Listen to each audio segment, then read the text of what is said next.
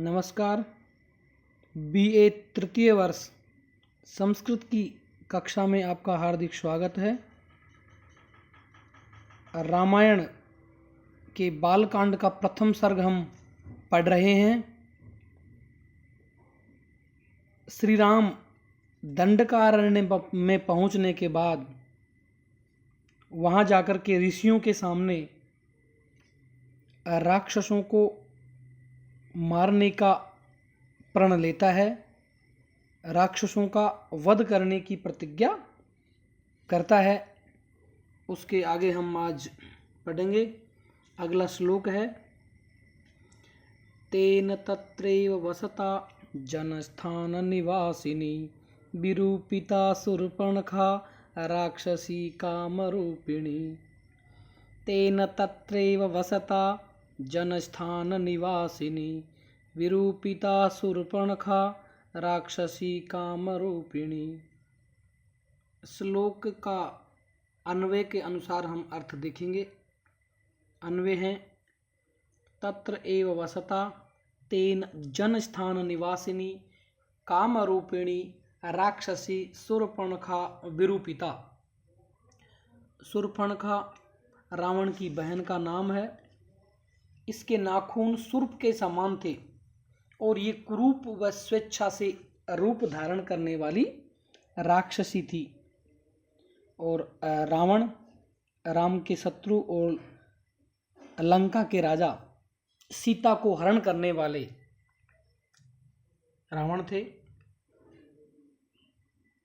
श्लोक का अर्थ है, तत्र एव, वहां पर, तत्र वहां के कहां पर, वहां दंडकारण्य में पंचवटी नामक स्थान पर, एव निश्चित रूप से, वसता निवास करते हुए, वहां पर रहते हुए, तेन उसके द्वारा, उस लक्ष्मण के द्वारा, जन स्थान निवासिनी सामान्य जन स्थान में रहने वाली, कामरूपिणी अपनी कामना के द्वारा या अपनी इच्छा के द्वारा रूपों को धारण करने वाली, राक्षसी राक्षस वंश में उत्पन्न शूर्पणखा को विरूपिता कुरूप बनाया। अर्थात दंडकारण्य में रहते हुए राम ने जनस्थान में रहने वाली, स्वेच्छा से अनेक रूपों को धारण करने वाली रावण की बहन शूर्पणखा नाम की जो राक्षसी थी, उसके नाक और कान लक्ष्मण से कटवाकर उसे कुरूप कर दिया था, उसे विरूप कर दिया था। ऐसा इस श्लोक में कहा है। अगला श्लोक है, ततः शूर्पणखा वाक्यात् उद्युक्तान् सर्वराक्षसान् खरं त्रिशिरसं चैव दूषणं चैव राक्षसम्। ततः शूर्पणखा वाक्यात् उद्युक्तान् सर्वराक्षसान् खरं त्रिशिरसं चैव दूषणं चैव राक्षसम्। ततः शूर्पणखा वाक्यात् उद्युक्तान् सर्वराक्षसान् खरं त्रिशिरसं चैव दूषणं चैव राक्षसम्। अन्वय है, अगला श्लोक, निजघान रणे रामः तेषां चैव पदानुगान् वने तस्मिन् निवसता जनस्थान निवासिनाम्। निजघान रणे रामः तेषां चैव पदानुगान् वने तस्मिन् निवसता जनस्थान निवासिनाम्। इन दोनों श्लोकों का एक साथ अन्वय है। ततः शूर्पणखा वाक्यात् उद्युक्तान् सर्वराक्षसान् खरं त्रिशिरसं च एव दूषणं च राक्षसं पदानुगान् रणे एव रामः निजगान्। तस्मिन् वने निवसता रामेण जनस्थान निवासिनां राक्षसां निहतानि आसन। इन श्लोकों में शूर्पणखा को नाक कान विहीन कर और खरदूषण आदि राक्षसों को मारने का वर्णन इनमें किया गया है। ततः उसके बाद, किसके बाद,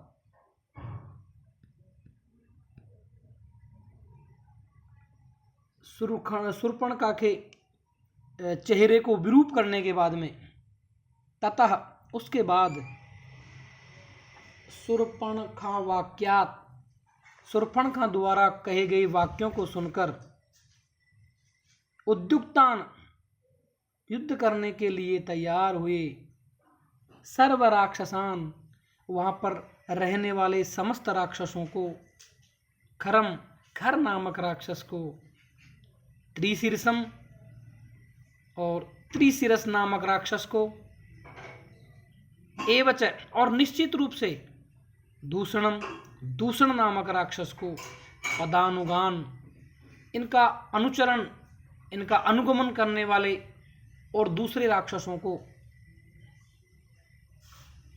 रणे एव, युद्ध क्षेत्र में ही, युद्ध के मैदान में ही निश्चित रूप से राम निजगान, श्री राम ने उनको मार डाला। तस्मिन मने, और उस दंडक नामक वन में ही, निवसता, निवास करते हुए राम के द्वारा, जन स्थान निवासी नाम, जन स्थान में निवास करने वाले राक्षस निश्चित रूप से ही मारे गए। राक्षसाम निहतानि आसन, जो और राक्षस थे वो निश्चित रूप से ही मारे गए। महर्षि नारद यहाँ पर कहते हैं कि लक्ष्मण के द्वारा शूर्पणखा के नाक और कानों को काट दिए जाने के बाद में शूर्पणखा ने जाकर दंडकारण्य में और पंचवटी में रहने वाले सभी राक्षसों से शिकायत की और प्रमाण स्वरूप अपनी क्रूरता दिखाई कि देखो मेरा नाक और कान उन्होंने काट लिया है। और अपनी बहन की इस प्रकार की घोर दुर्दशा को देखकर सभी राक्षसों को भारी क्रोध आया। वे सभी श्री राम और लक्ष्मण से बदला लेने तथा युद्ध करने के लिए खर, त्रिशिरस और दूषण नामक तीनों राक्षसों के नेतृत्व में चल दिए।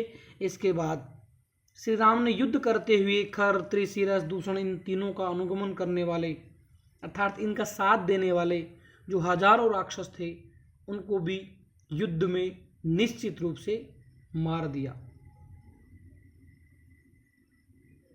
इस श्लोक में व्याकरणात्मक टिप्पणी, शूर्पणखायाः वाक्यम तस्मात्, अर्थात शूर्पणखा ने दंडक वन में जनस्थान में रहने वाले राक्षस वीरों को अपनी दुर्दशा दिखाई और बार बार बदला लेने के लिए ये बातें उन्होंने कही।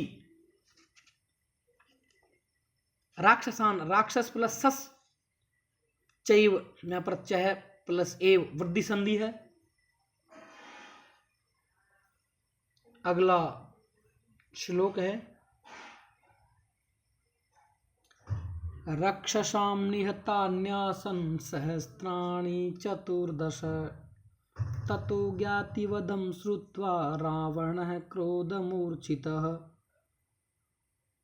रक्षसां निहतान्यासन् सहस्राणि चतुर्दश, ततो ज्ञातिवधं श्रुत्वा रावणः क्रोधमूर्छितः।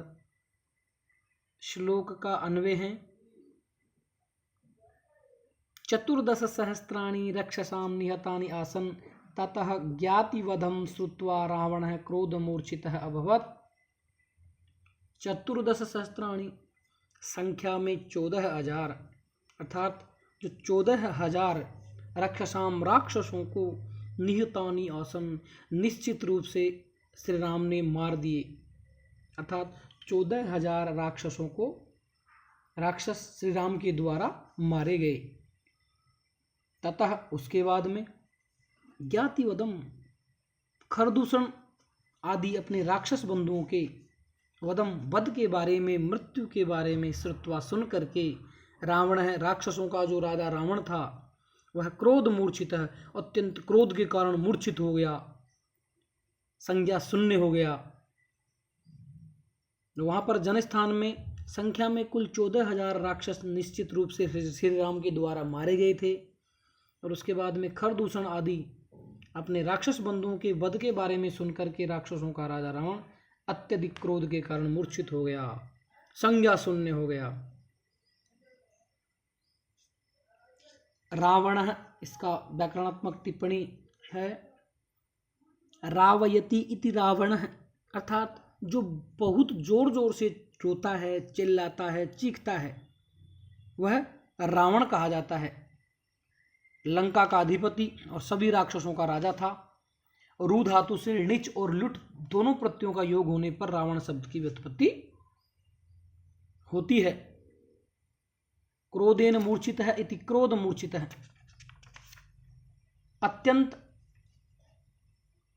अत्यंत क्रोध के कारण मूर्छित अथवा संज्ञा शून्य हो गया था रावण। और उसके बाद में उसकी सोचने की, समझने की और निर्णय करने की जो क्षमता थी वो समाप्त हो गई थी।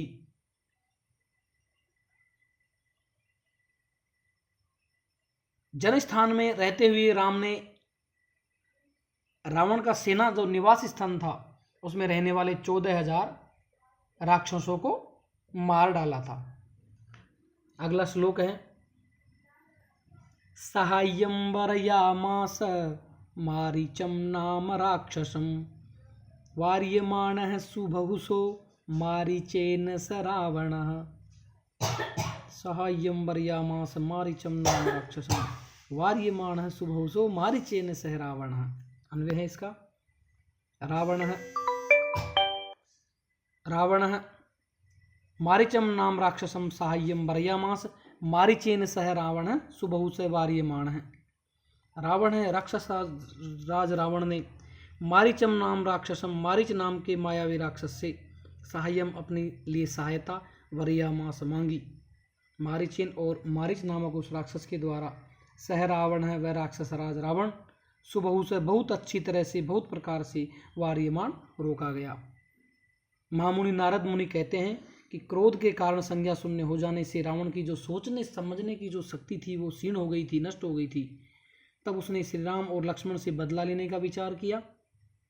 लेकिन यह तो रावण भी जानता था कि सीधे सीधे या आमने सामने की लड़ाई में वह श्री राम और लक्ष्मण को कभी भी पराजित नहीं कर सकता है, अपमानित नहीं कर सकता है।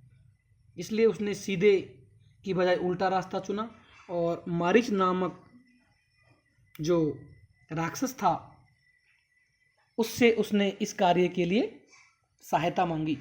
मारीच एक राक्षस का नाम जो ताड़का के गर्भ से उत्पन्न हुआ था।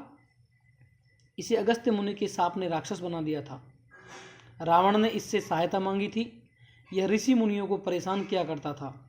रावण द्वारा सीता हरण का उद्योग इसी द्वारा संपन्न हुआ था। तो राक्षस राज रावण ने मारीच नाम के एक मायावी राक्षस से अपने लिए सहायता मांगी, परंतु मारीच नामक उस राक्षस के द्वारा वह राक्षस राज रावण बहुत अच्छी तरह से और बहुत प्रकार से रोका गया, पर फिर भी वह नहीं माना। तो धन्यवाद प्यारे विद्यार्थियों, आज बस इतना ही।